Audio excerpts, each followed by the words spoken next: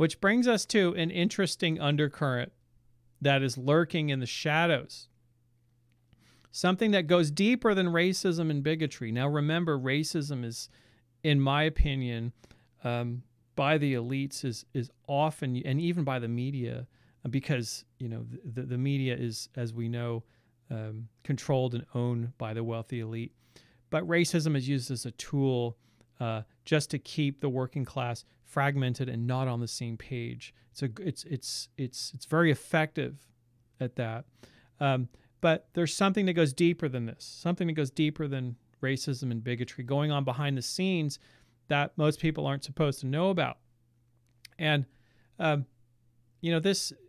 this undercurrent goes back to a time when civilization was structured differently, right? See any clues here? With the way it was structured in respect to kind of a more strict monarchical hierarchy, such as the time of the royals, for example.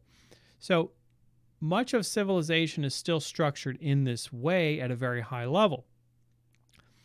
Only it doesn't operate with the mandate of the people. It doesn't operate. There's no voting, right, associated with it. There's no government associated with it. Bill Gates can go around and do this and this and that, and make all these arrangements and agreements at a very high level, and there's no one around to approve, or there's no one around to rubber stamp or to vote or anything, right? These happen at a very high level internationally. And so this undercurrent has everything to do with class, which clearly hides behind the more recognizable differences of race, religion, and culture. For example, race, religion, and culture have always been used against other countries, for example, in order to divide and conquer. So class is not only status, and I should clarify that class is not only status in terms of wealth and power, but in the tradition of Francis Galton, it is concerned with selective breeding, right? Now, classism can hide behind racial lines, but it often moves freely between racial distinctions and cultural distinctions and religious. This makes classism very difficult to quantify when it comes to discrimination. One of the most insidious things about classism is that it can be very difficult to spot. Just because someone is flying first class doesn't mean they take it upon themselves to decide the fate of others they consider to be beneath them, although this may be the case. And who wouldn't want to fly first class anyway, right? But this, and also we have to question why. It's interesting that, like, if you fly, for example, you have first class, then you have coach, right? You have first class, business class, coach. You have economy plus. You have all these different. Now they want to sell you all these different things. But they never call it second class, right? Just think about that. Although they probably, a lot of people in first class probably think, oh, that's second class over there. So even while racism is alive and well today, I'm not denying that. In many ways, and by the way, the people who can't get past race, and they can't. I think it's actually rarer than we give it credit for, because I've seen so many stories of people that are will admit to their racism, but then they meet someone of another race and they just like their character. They take a shine to this person and they think, oh gosh, I was wrong about this race. Well, of course you were, dummy. That's just a broad brush. That's the most broad brush idiotic thing you could be hung up on is someone of a different race at this point. Like, we should be pretty far beyond that.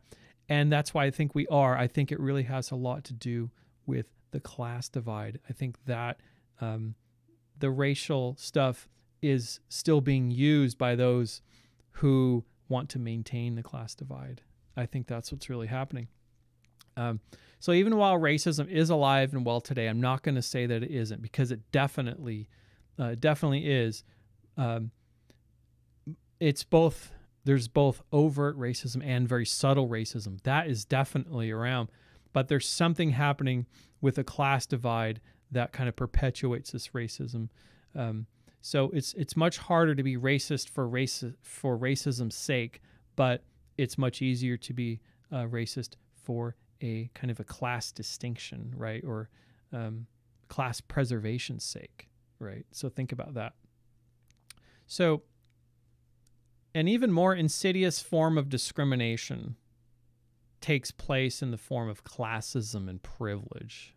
I would argue, and I should clarify, this is my understanding today as of making this video. My points of view, I'm always seeking new information.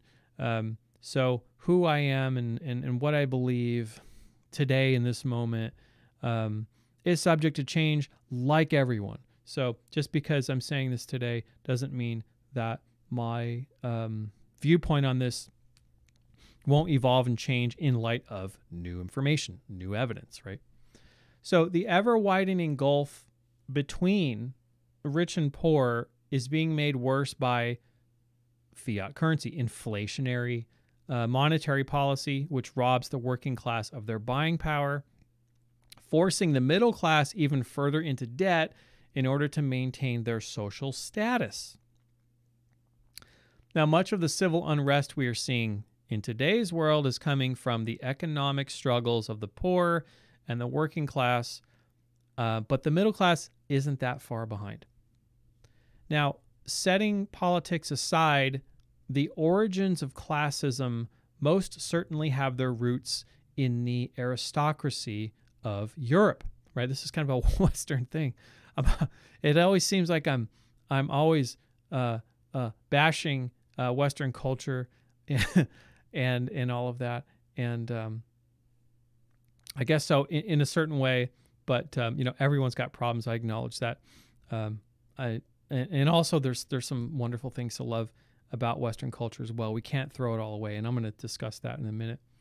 So, however, it wasn't until the late 1800s, around the time period of Bioshock Infinite, that a scientific racism was being exported throughout the British Empire. Now, a good way to understand classism and how it operates in our own society is by looking from the outside at a different culture, right? If you can be an objective observer looking from the outside in at another culture, yes, there's a lot of things about the culture you're not going to understand, but there are some specific points that you can focus on, and you can actually learn, you can take away something and learn more about your own culture. In this case, we're going to look at the social order found in Hinduism.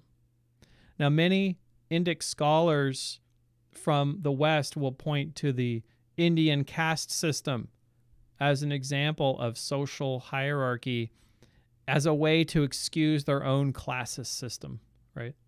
However, the caste system from India took on a completely different flavor and was interpreted from the perspective of racial bias and class bias by the time the British colonialism arrived on the Indian subcontinent. Now, I couldn't explain the caste system as well as this man, Rajiv Malhotra, in his book, Breaking India. He provides evidence of the export of British-style classism and race science to India. Most believe that the caste system of the Indian subcontinent has always been the way it is today. In fact, most Indians living on the subcontinent believe that the way the caste system they have today is how it's always been. However, there's no evidence for this at all. What actually happened is that the caste system of today that you would find on the Indian subcontinent was introduced by Lord Herbert Risley, here on the lower left, who categorized the Indian population using a racially divisive system of nose proportions developed by French Dr. Paul Topinard. In other words, race science. This redefining of the caste system was then taught to generations of Indians since that time, resulting in a horribly miseducated populace, which, of course, was the goal of the British Empire all along, to divide and conquer. Mr. Malhotra has a channel on YouTube. Just look up Rajiv Malhotra, and he's been working with others in India, and he's Western educated and working in the United Kingdom to kind of walk some of this stuff back and unwind some of these misconceptions and to dispel some of these myths about India that have been actually brought to India by the British Empire. So he's got some very, very interesting insights and lectures on YouTube, and obviously his book as well, Breaking India.